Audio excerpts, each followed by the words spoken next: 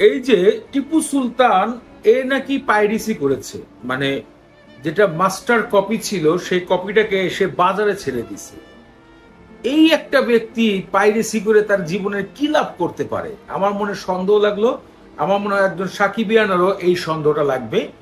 তো বাংলাদেশে চক্ষুষ due police এটা ধরেছে, এটাই সবচেয়ে বড় কথা যে দ্রুত ধরতে পেরেছে। কিন্তু এর পিছে আমি বারবার বলবো, অবশ্যই কোনো একটা বড় চক্র সহযোগিতা করে। কারণ আপনি খেয়াল করবেন যে এত সিনেমা মুক্তি পায়, জাস্ট টার্গেট থাকে শাকিব খানের সিনেমাটাকেই মার্কেটে ছেড়ে দেওয়া।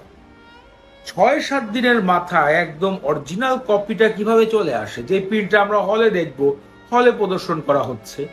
আপনি একবার চিন্তা করেন যে একটা কোম্পানিকে আমি ডকুমেন্টে দিয়েছি যে আপনার হলে এটা চলাবেন, সেই ফাইলটা তো সে ইন্টারনেটে আপলোড করছে। সে এমন না যে মোবাইল দিয়ে ধারণ করছে, সেটা আপলোড করছে।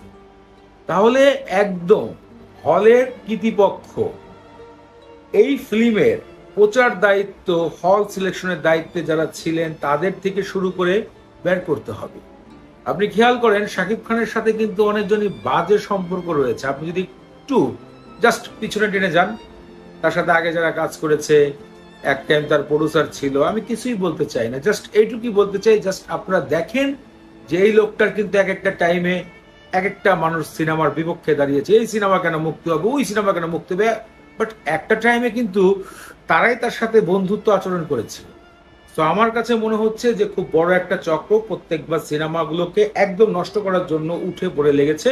জাস্ট বরবাদের দিকে আপনারা ফিরে যান, 180 PS, মানে এবার তো 700, যেটাকে কনভার্ট করে হয়তো বা এইচডি মোডে আনার চেষ্টা করা হয়েছে, বাট আগেরটাকে বলবেন যে ফুল এইচডি বরবাদ বের হয়ে গিয়েছিল, যেটা আমরা এখন চরকি ওটিভিতে সাবস্ক্রিপশন কিনে দেখতে যাচ্ছি।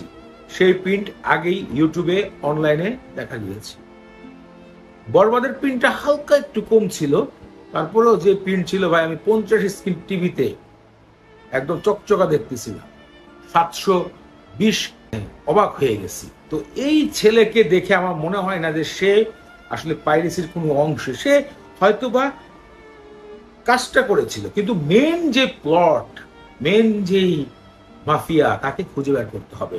রায়ান রাফি, আপনি এই আসামিকে দেখেই নিজেকে সান্ত্বনা দিবেন না। যদি পারেন, যারা শাকিব খানকে নিয়ে কাজ করছেন, কাজ করেছেন, তারা একসাথে হয়ে মিটিং করেন যে এটার শেষ প্রান্ত দেখতে হবে।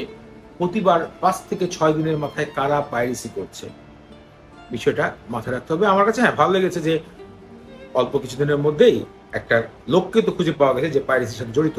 কিন্তু কিভাবে জড়িত, সে কিভাবে এই কপিটা পেলো, কোন হল থেকে পেলো, কার মাধ্যমে পেলো, কিভাবে জিনিসটাকে সে ক্যাপচার করলো মেমোরিতে, এই বিষয়গুলো কিন্তু এখন পর্যন্ত সুস্পষ্ট নেই।